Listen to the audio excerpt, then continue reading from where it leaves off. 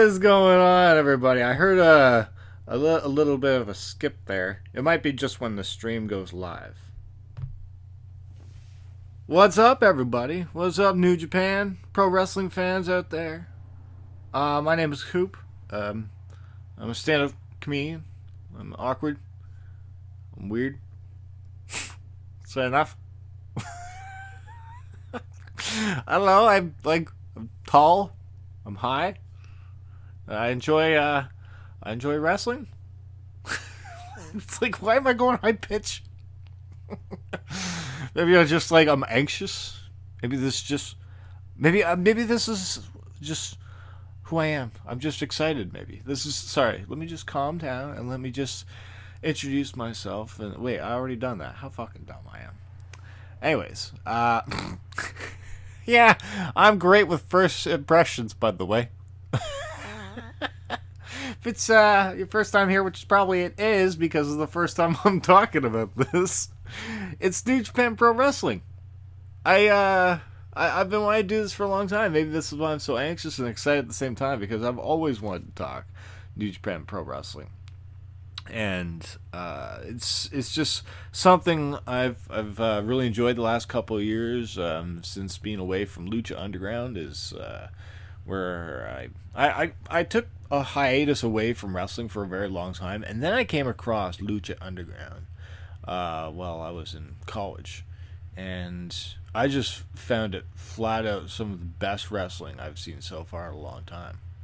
It was just because it was a different product. It was a TV show. There was like people dying on the series and that. It was awesome. So I really got into that. And then when Lucha Underground left after season 3 and took a hiatus, then I just wanted to get into something different, and I found New Japan Pro Wrestling. I think it was I think I mentioned this on my Periscope. If you guys don't follow me, I'm really well known for live streaming on Periscope. That's where I made a name for myself with live streaming. I said I came across the Omega Okada match after hearing from Dave Meltzer, I think. Just what an amazing match it is. It's probably one of the best matches. And he was right. It was flat out amazing. It definitely is, probably still one of my favorite matches I've ever seen today. So, I'm glad I came across New Japan Pro Wrestling. It's just because I've been growing with it, and a lot of the stars that why it got known are not there anymore. But I'm there just because it's just something I enjoy. I've enjoyed watching, and I want to thank all of you. I want to give some shout outs to, first of all, I have a Patreon page if you guys want to support the show. First of all, this is a very basic thing. I'm just starting off very plain, with absolutely nothing, just a plain logo and everything like that. No video. I just want to give my thoughts out there. Maybe get some calls to call in if you guys want to call in at some point. Maybe I'll open up the phone lines on my Skype thing if you guys want to give your thoughts on New Japan Pro Wrestling.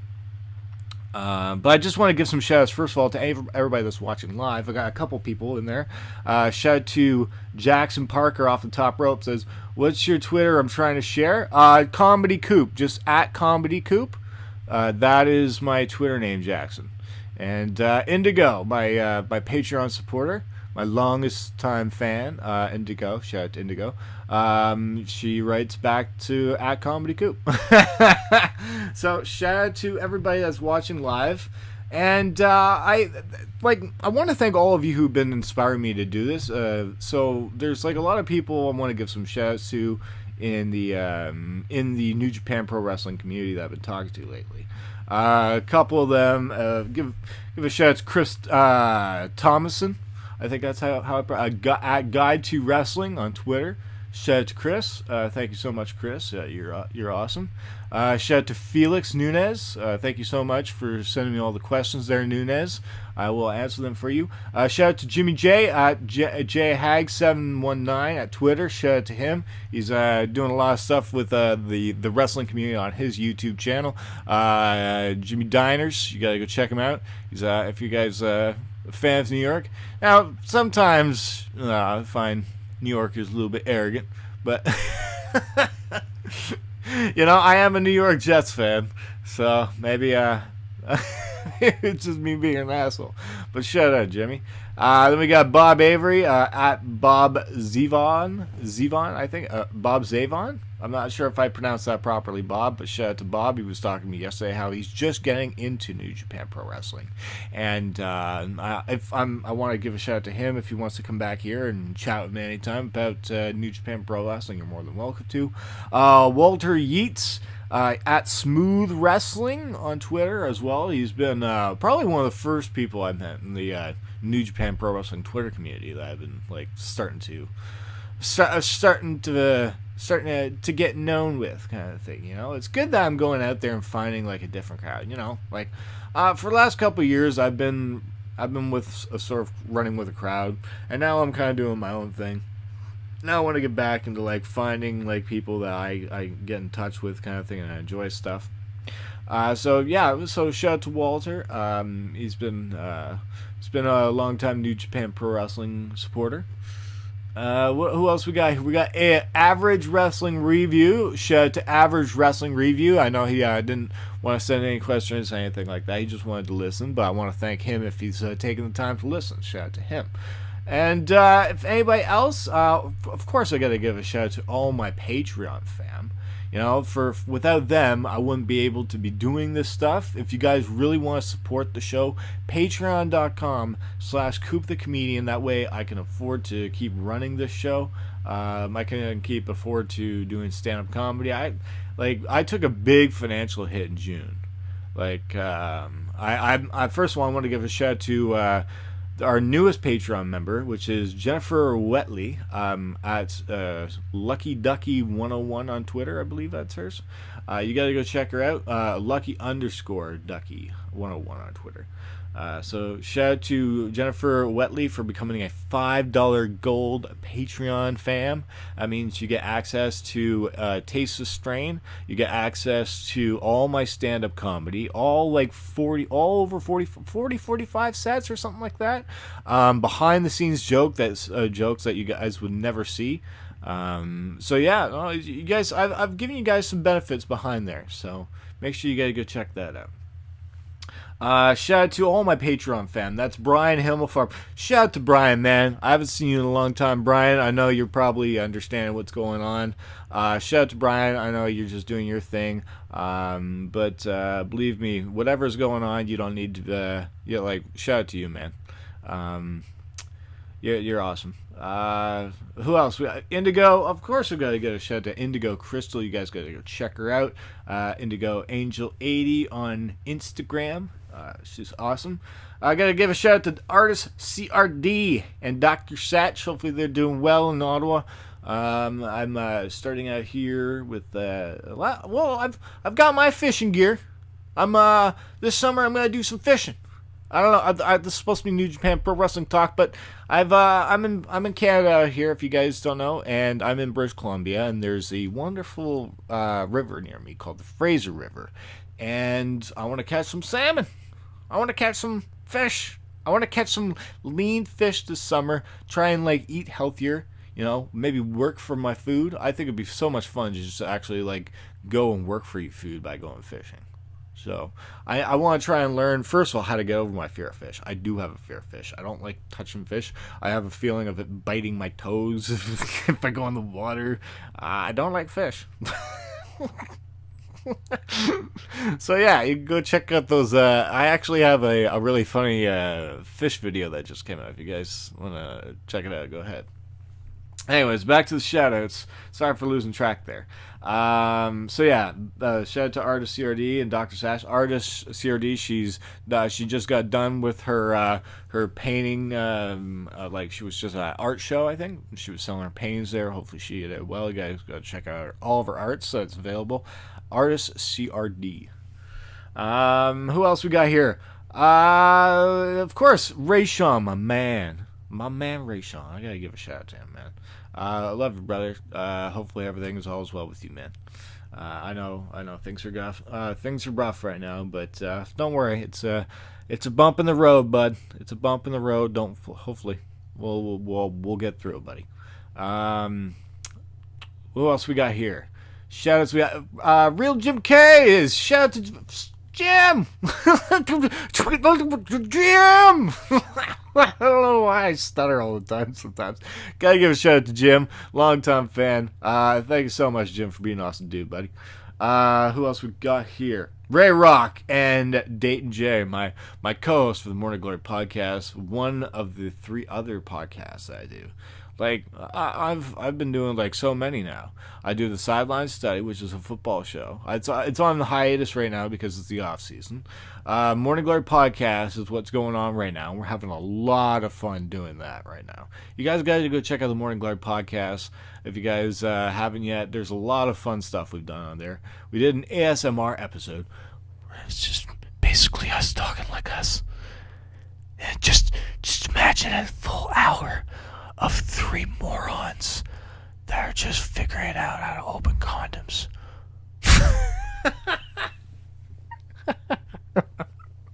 Shout out to the boys. Who else we got here? Vito of Doom. Gotta give a shout out to my boy Vito. Hopefully everything's all well with my boy Vito. Me and him are man. This guy's like one of my homies. Cause like for the past few years, it's like there's one individual that I actually like get along with the most, and it's probably Vito, because like we're just like very similar. I think it's just because he's definitely into Pokemon, man. Me and him are always Pokemon buddies. I'm always like sending him gifts and that. I'm trying to build up that friendship with him, but man, it's fucking taking every fucking day for us to build that so we can have battles long. Like, just imagine me and Vito having Pokemon battles against each other. Oh man, I can't wait for that day. I will probably get creamed every time, but it's like it'll be a long time thing that we've been working on. So I definitely want to try and get that done. So who else we got here? JP Baker and Goonie20 and Bobbit. Gotta give a shout out to them as well, because those are the Sideline Study fam. Hopefully everything's all as well. They're doing their wrestling shows right now. They just got into New Japan Pro Wrestling, so if they ever want to come by here and talk New Japan Pro Wrestling, you're more than welcome to, guys. I gotta give a shout out to them. I'm sorry, guys, for taking so long, but you know what? These are the people that help pay for what I do and love doing, so I have to. It's like sponsorships kind of thing, and like I only do this like once a month kind of thing, so. And the last person, Nigel James. Hopefully everything is all as well with you, Nigel. I saw Nigel's in like my Discord channel. I haven't been in Discord in so long, so I gotta go back in Discord. It's like sometimes I got fans that are just like in there, and I have no idea that I'm like, what? I gotta get back on. Sorry, Nigel, for being out of the loop with stuff, man. All right, but everything's all as well with you. So. Now we can finally get into some. Now I think I've gotten all the shout-outs out of the way. And shout out to Jackson, who is on Twitter. I just saw him on. There's Jackson. Here, I just gave him a follow there. What's up, Jackson? I just gave you a follow on Twitter. Thank you so much. See, this is what I do. Hopefully you guys are chilling with me live. If who else is in there in the chat? Yeah, it's. Man, you guys are awesome having it in the chat there. So there's a lot of questions I need to get to with this podcast. But first, I just want to give my thoughts. I just want to give my thoughts on the G1 Climax, because this is the whole reason why I'm getting into this. Day one happened, and I wanted to give my thoughts on just how incredible the first event is. You know, with New Japan Pro Wrestling, they have like 9 events that are usually like big. They're like pay-per-view events, but then they have things like this, which are tournaments. You know, they have tournaments that usually last up to a month, 5 weeks long. I think is what this one is going to be. It's a 5-week long tournament with the heavyweights that are from either Rev Pro Wrestling.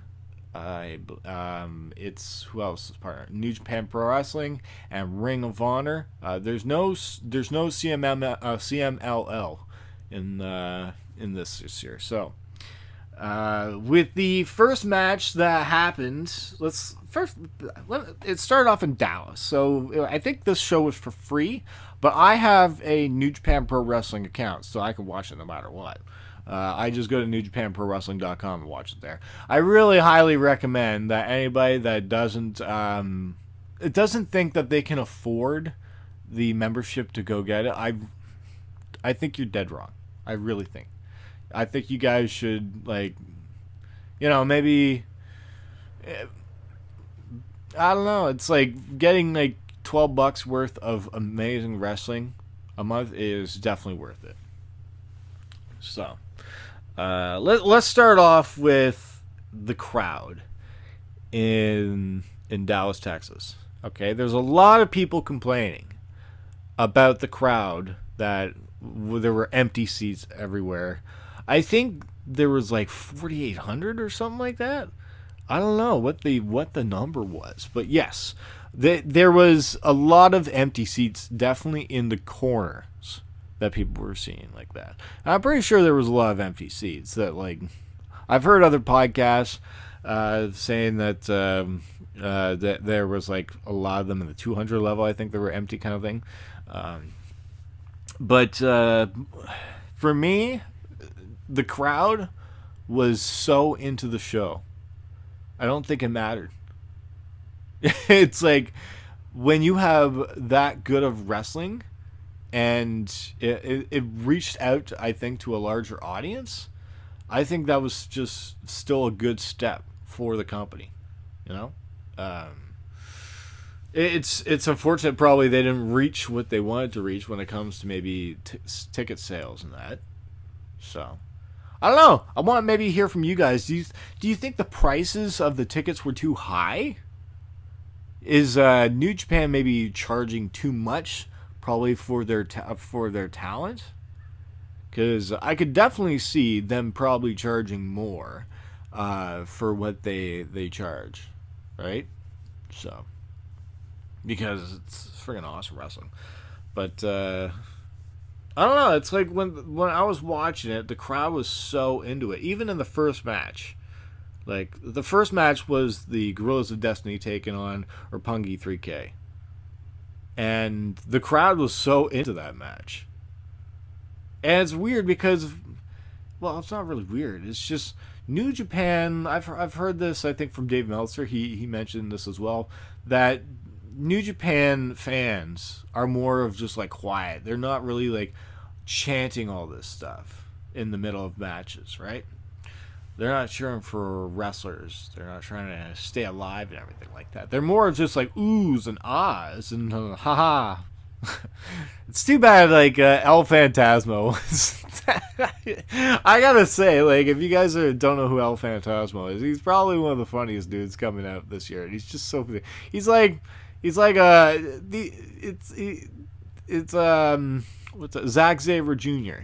He had this little comedy thing where he did in his match where in New Japan Pro Wrestling they have a 20 count and the guy's counting to 20 and Zack Sabre Jr. is at 16 and the guy's like giving him a cocky face like, oh, am I gonna jump in or am I gonna stay out? Oh, he's waiting until 19 and then he jumps back in the ring and gives him the finger. Oh, what a cocky asshole. That was just great. Oh man, I'm a big fan of heels. I really am a big fan of heels, just because they can take we'll get into more of the heels. Like there's just, I can't wait to even just talk about this card. So let's get into it. Guerrillas of Destiny took on Roppongi 3K. I really enjoyed the match. Some great spots there. It was quick. It was It was only 6 minutes and 42 seconds. That's why they had a really fast start at the beginning. I think that's what Roppongi 3K needed against a heavyweight team of the Guerrillas of Destiny.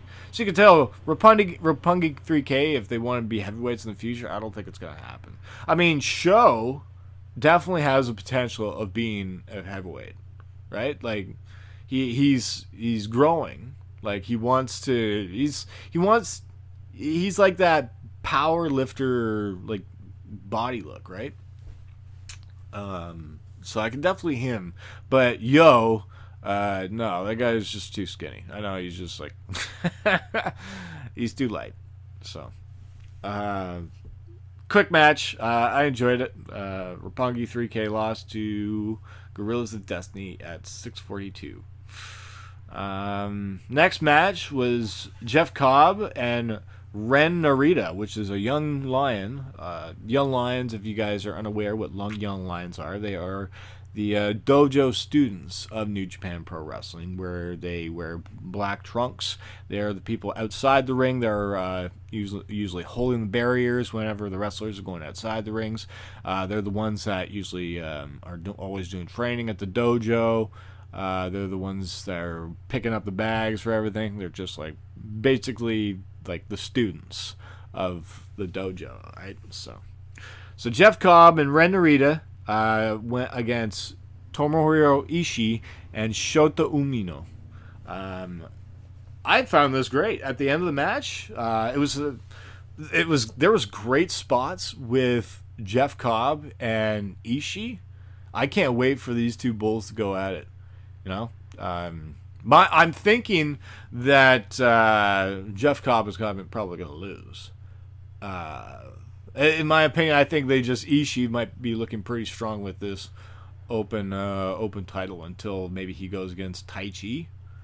So apparently him and Taichi are against each other. So I just have a feeling that sometimes with New Japan Pro Wrestling, for me, it's a little bit too predictable sometimes with outcomes. So maybe this is what I'm thinking. I think they've already been saying, like, there's been teased. I'm trying to remember that I think from what Taichi said at a backstage comment, he said that him and Ishii were supposed to battle. Their last match was against each other, and it's at the same place. I guess that when they were the part of their group of the Black Sheep or something like that. I can't remember what the name of the group is, but I just remember that I think is what he mentioned. So I really think that maybe Ishii might lose to Taichi, and then that sets up Taichi for a rematch for the open weight bout, and then they fight against each other. So that's kind of my thinking. What's going on long term with Jeff Cobb? Yeah, I think him and Ishii put on a great match. This is where we wanted to see what Jeff Cobb could do. Right, you could see that just wow for a heavyweight. He's so agile, man. Jeff Cobb is so incredible. Man, you guys are awesome there chilling with me live. Let's check out the comments here. Let's see if anybody's written any comments. What's your Twitter? I'm trying to say. No, I got you covered. Thank you very much. I have a podcast. I only really watch new. Jackson, just give your thoughts on the comments below. I know a lot of people live stream are wondering like, who are you? Don't worry. Just if you guys are enjoying the live stream, we're on YouTube and there's a live chat going, and you guys can chat along with the show. And I'm just reading the comments here. Can I come on the show sometime and have a podcast? We talk wrestling. Absolutely, you guys can call in when I just have the time. I just want to start to get the show rolling with like how it works, right? Like I just want to maybe just give my thoughts first on the card, and then read comments that people ask me after, and then people want to call in and ask me some more stuff. Then that's kind of my thinking of how I want to do this. But the more that people are like with me live, the more I think this will be a lot of fun for us. So back to the New Japan card here.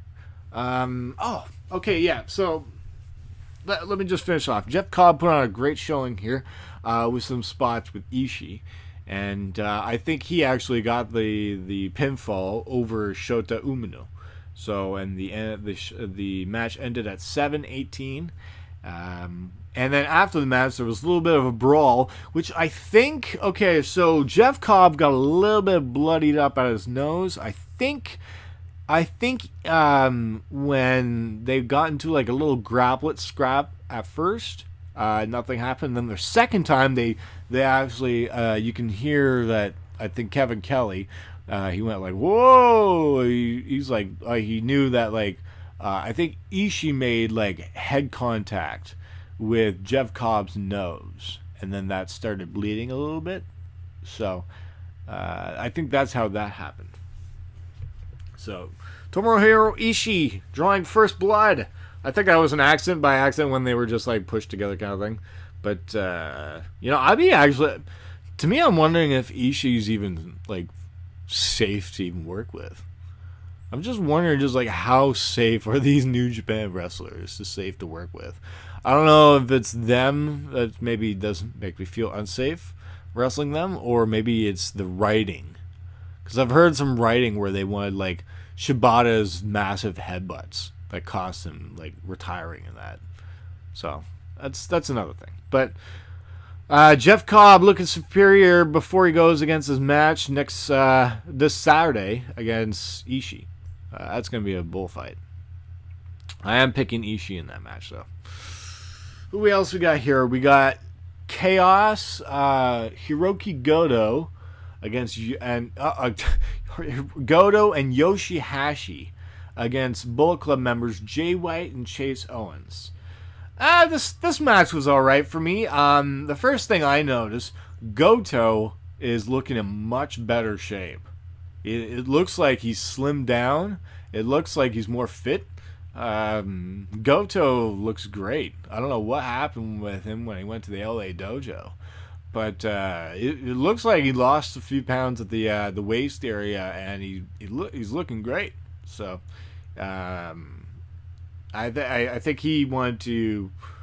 They wanted to make him look strong in this. I'm still wondering if it even did anything. For Goto, he's at that open weight level where he's just like he's trying to get over that hump back to he's got that popularity, right? Goto's got that popularity. Can he beat Jay White? I don't know. Are they trying to make Jay White look strong in this tournament? Or maybe that's why he's in here. Maybe he's going to get a few losses, and maybe he needs to get revenge on those losses. Kind of like thinking, planning ahead kind of thing. Foreshadowing, maybe, is the right word. Going into this match, I really feel that Jay White's going to win in this match, just because I think they need to make Jay White look strong still.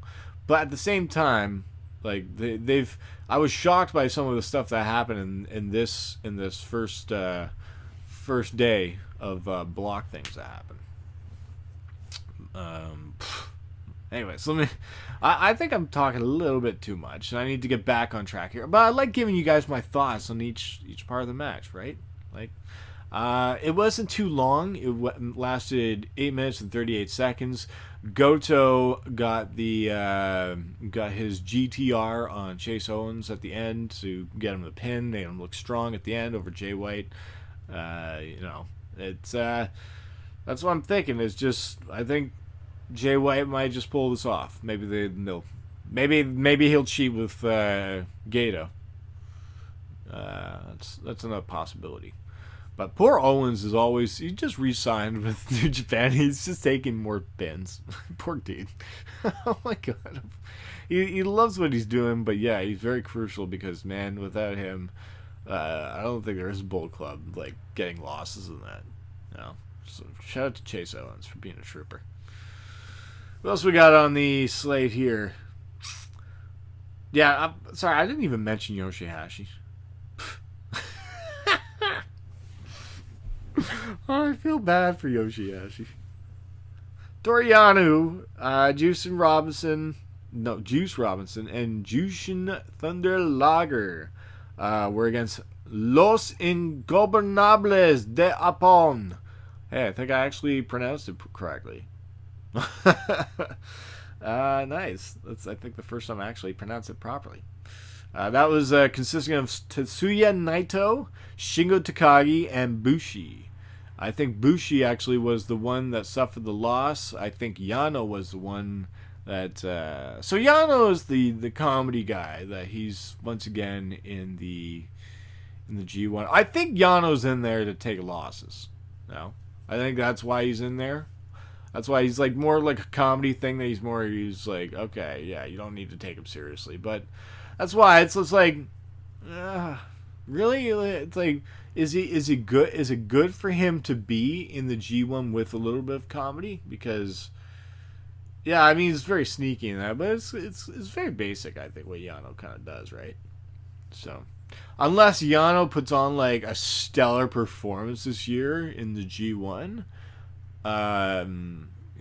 it just it questions me why he's in there. That's all. Yeah, so Yano delivered a low blow to Bushi behind the referee's back at 8 minutes and 18 seconds in the match. So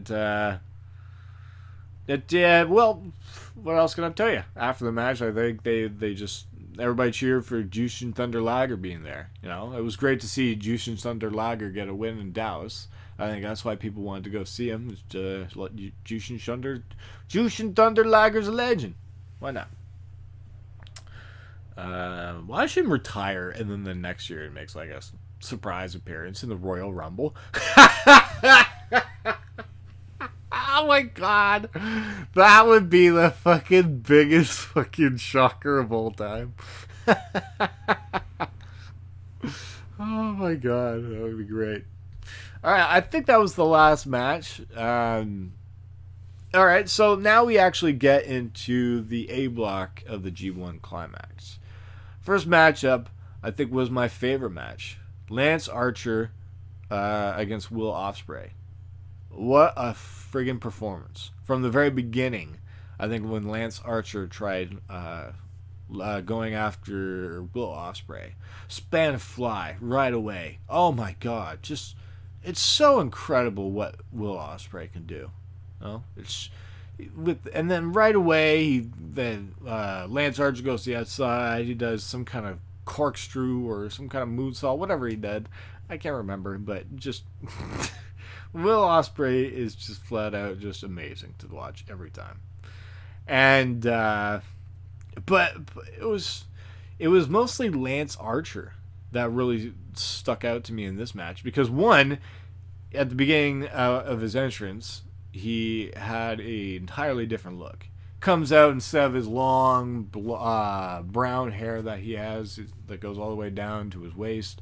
He comes out with some kind of like red mullet. So now you see this. Now he looks like he's just like this red gothic dude. I don't know. He doesn't look gothic. It's just like he just has this big red streak in his hair. Kind of suits him for what he wears. I mean, the guy's personality is everybody dies. So he's like going just flat out just like nuts on everybody. You know, he's with the Suzuki Goon. So of course, you know, it matches him. So it's a good look for his personality. And for what this guy can do, this guy does what the Undertaker does is he walks in the turnbuckle and then he does that forearm, but instead he walks the tightrope all the way across, and then he walks in the middle of the second time, and it's just this guy is 6'10", and with that kind of balance to do that is incredible. That is just awesome. What else did he show off? He showed off a lot of new offense, I think. He showed off the Muscle Buster. That usually a 6'10" Muscle Buster. If Samoa Joe, that made people look dangerous with the Muscle Buster with Samoa Joe. But with Lance Archer, if he does a Muscle Buster, that should be over. Instead, Will Ospreay kicked out of a 6'10" Muscle Buster. That's awesome. And then it was a blackout, I think super blackout or something like that. And then, okay, so what Lance Archer's been doing on the previous road tour that they did is he's been winning matches with the Iron Claw, I guess, which is just him using the force of his hand onto like people's face and then pinning them against the mat for a 1, 2, 3. That just Lance Archer a monster to do that against Will Ospreay. That first of all, poor Will Ospreay for getting Lance Archer as his first opponent. The guy wants to take on the heavyweights and he loses to Lance Archer right away. Poor dude. But man, what a showing for Lance Archer. It was great. I absolutely, and there was just there were some great spots by Will Ospreay as well, with his Oz cutter as well, you know, with the back and the reversals were just amazing. His kicks that he does against Lance Archer were really spot on. No, it was great. It was great. All right, next match we got on here. Bad Luck Fall Day. Bad Luck Bald Day against Evil. I was shocked in this match. Oh, by the way, the last match with Lance Archer and Will Ospreay, 18 minutes and 16 seconds. This match lasted 11 minutes and 33 seconds with Bad Luck Fale getting the pinfall over Evil, which I am really shocked about this result. Because first of all, Bad Luck Fale hasn't even been around. I really have not seen Bad Luck Fale do anything. And for him to get a win right away against Evil, a guy that's been continuously built up to go against, with Evil, there's a big backstory how it's just every year it's always them, just whoever's in the G1, it's every man for himself kind of thing. So Evil has that mindset. When he didn't do fist bumps with Naito or Los Ingobernables, he didn't do that with them. Instead, he's just been like built up to try and do everything on his own. And instead, he just loses to Bad Luck Fale. So that makes Evil look kind of weak right now. So that's kind of sucks. Who else we got there? I see everybody's just having a good time with the chat there. Thank you very much, everybody. I'll try and speed it up along. I'll try and speed up a little bit. What can I say about this match? Other than the fact that just they brought out, I think it was, I don't know who brought out the chairs at first, but I guess Bad Luck Fale outsmarted Evil. I think they were both looking to cheat a little bit, but I guess it's whoever got the low blow first. Two heels up against each other, so what were you expecting? Bad Luck Fale getting the pinfall with a low blow on Evil for 11 minutes and 33 seconds. Evil not having a good start to the G1 Climax card. Who do we got next? Sonata up against Zack Sabre Jr. was awesome. Zack Sabre Jr. is just so incredible with his just counters and everything he does. He's just so nifty and everything like that. I never can keep up what the hell Zack Sabre Jr. is doing. And then he's just this cocky little asshole that just like he'll toy around a little bit. He toyed around with Sonata when he wanted to do that little test of strength there, and then he just kicked his feet to the side. But what a fantastic match. It actually ended up, Zack Sabre Jr. tried doing this little cocky pin when he does his little bridge with his arms crossed. And this has cost him, I think, a few times. He does this. He'll cross his arms, he'll do that little bridge, and then Sonata reversed that, did a bridge of his own, got the pinfall over Zack Sabre Jr. With 21 minutes and 12 seconds into it. It was just flat out amazing, this match. What else? And then the final match that I have here. Hopefully I got all the matches. I think so. I think I got all the matches. The last match I did not get. I missed one. There we go. That's what I missed. The Kenta and Kota Ibushi match. This was a friggin' striking war. But the only thing is Kenta kind of looks like he doesn't have much of a wrestling game right now. Well, it was just mostly off striking, right? So, I was actually shocked that Ibushi lost to Kenta. So maybe that's why they had Kenta against him at first. But for Kenta's appearance, I like to see a little bit more wrestling out of Kenta, and mixed with the striking. Right? To me, maybe it looked slow. I don't know. Did anybody else agree with maybe Kenta looks a little bit slow out there? He doesn't look as fast as Kota Ibushi at all. I think Kota Ibushi, was the flat out better striker to me in this one. But it ended up getting Kenta caught Ibushi with the GTS, go to sleep, 20 minutes, 51 seconds. And then our final match, Kazuchika Okada against Hiroshi Tanahashi. Two legends, once again, going up against each other. Dallas crowd, I got to witness another fantastic match between these two. Now, they've mentioned that I think that these guys that have gone against each other have gone to draw limits. There's usually a 30-minute draw limit.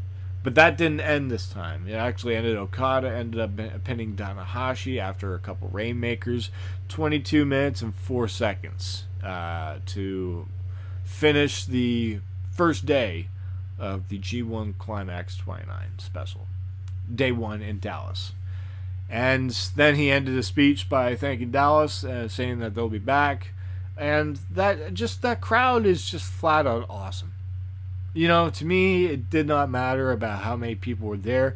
That crowd was so into that show. And me just even watching it, I've watched that show 4 times already. I'd rather watch it than any other Raw or SmackDown or anything like that right now, because it was just that kind of wrestling out there. I would rather watch that more rather than just not being happy to watch something. So it was awesome. So, going over the standings right now for the A block. Lance Archer sits on top with 2 points. Bad Luck Fale, 2 points. Sonata, 2 points. Kenta, 2 points. Kazuchika Okada, 2 points. Those are your leaders in the A block right now. Everybody else sits at 0 points. Very surprised with Bad Luck Fale getting that first 2 points there. Kenta, I was also very surprised with that as well. Kazuchika Okada, no surprise there with that. It might even just from what it looks like to me, the last day, I think from what the schedule said, Kazuchika Okada is against Kenta on the last day, and I think that might determine the outcome of the A block. It might come down to Kenta and Okada. So that is your review for the G1 Climax. I have some questions that some people that sent me yesterday that wanted me to answer. Chris Thomason sent me quite a lot of questions. Favorite match of the show that Chris Thompson asked. My favorite match on the show, I think, was the Lance Archer and Will Ospreay match. Just because the fact that it was the style. I don't know, to me, why it made it so fun, but mixed with Will Ospreay's agility and Lance Archer's power and his skill level for his size. It's like for what Lance Archer could do, it was great. And both of them took a beating too. Like those two lasted forever, right? Like he took an Oz cutter and he didn't go away. Like it was a war at the beginning, man. It was a war. So it's everybody else has their favorite match that they like. I just liked it because of the fact, I think also the outcome. I just really liked how Lance Archer actually it's been a long time since Lance Archer's been able to show his ability, and this kind of makes sense that just Lance Archer would beat Will Ospreay with his size that he has. So that's probably why I just found it my favorite match. Biggest surprise on the show was definitely the Fale outcome. The Fale low blow getting the pin over Evil, Evil getting the loss, and after being built up for such a long period of time on the road. That was the biggest surprise to me on the show. What factors led to the relatively low turnout? I think that's what I may have said at the beginning of the podcast. It might have something to do with the prices. I'm not quite sure. I'm not in America. I'm not in the Dallas area. If it was like really expensive that I couldn't afford, I can see why people couldn't go to it. Maybe that's why. From what I've heard from Dave Meltzer, they didn't reach what they expected. So maybe something just maybe with the prices. I'm not sure why. So maybe it's just they haven't reached that audience yet. I'm not sure. Maybe just Dallas isn't that really passionate about wrestling. Could be just maybe they didn't have the right location. Possibly, I'm not sure what's going on with. Maybe just Dallas isn't. Maybe Dallas isn't New Japan Pro Wrestling fans. Could be numerous things, but great question though. Should New Japan Pro Wrestling go all in with Kenta and hope that he's maintained his popularity in Japan? Well, he's you can definitely tell by his fan base that he had in Dallas that he's got the same popularity level as Ibushi in America. I don't know what it's like in New Japan, but from I think it was a good thing for, like, I can't believe he actually has almost the same kind of popularity as Ibushi when it came to that crowd. I think Kenta still needs a little bit ways to go, especially as a heavyweight. He's got to get a little bit more in shape, you know. He's kind of like turned into kind of like Tanahashi, where it's just like you can tell that his body's just taking a beating from his injuries, I guess. So, I just don't think Kenta's ready yet to be like a contender. You know, I don't think he should be just pushed right away. No, I think he needs to have a war with Jon Moxley. That'd be fun. I think he should go for the U.S. Heavyweight Championship. Be like, hey, I was part of the U.S. I think that'd be fun. Jon Moxley against Kenta. I think it'd be a hell of a war. Another great question. Thanks. But yeah, when it comes to the long-term maintain his popularity, yes, I do think Kenta is popular enough to be there. Absolutely. I think it's the right fit for him. What's the long-term for Moxley? Long-term for Moxley, I think Moxley is only signed to like 1 year or something like that with AEW, because he has an option to opt out or something like that after 1 year or something like that. So, you know, we don't really know what Moxley's plans are, other than the fact that I think he just wants to explore freedom right now, being outside of WWE. I think that you should just allow him just to have that kind of freedom, because he's definitely one of the most popular wrestlers right now out there in the independent scene. So, I think at the end of the time being, he wants to probably be one of the most well-known independent wrestlers and be the highest paid as well. So at some point, I think he'll like.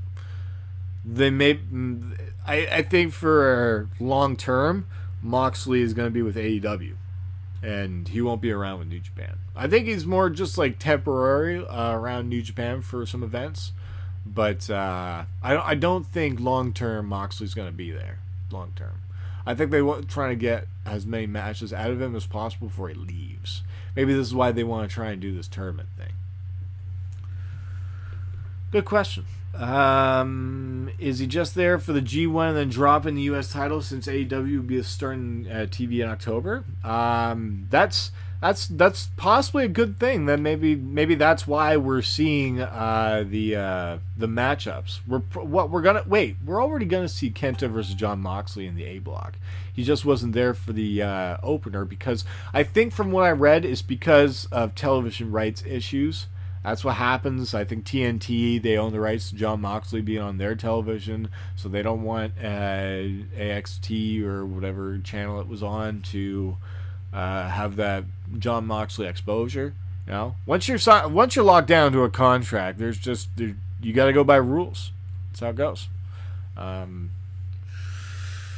That is probably a really good question because John Moxley is against Juice Robinson, I think, at the end of the block, and if Juice Robinson beats John Moxley, that sets up a rematch for the U.S. title, and that means it's got to be more brutal than the first time that they fought against each other, which was awesome. I thought it was a great match between those two. And then I could definitely see Juice Robinson regaining the U.S. title, so that makes sense.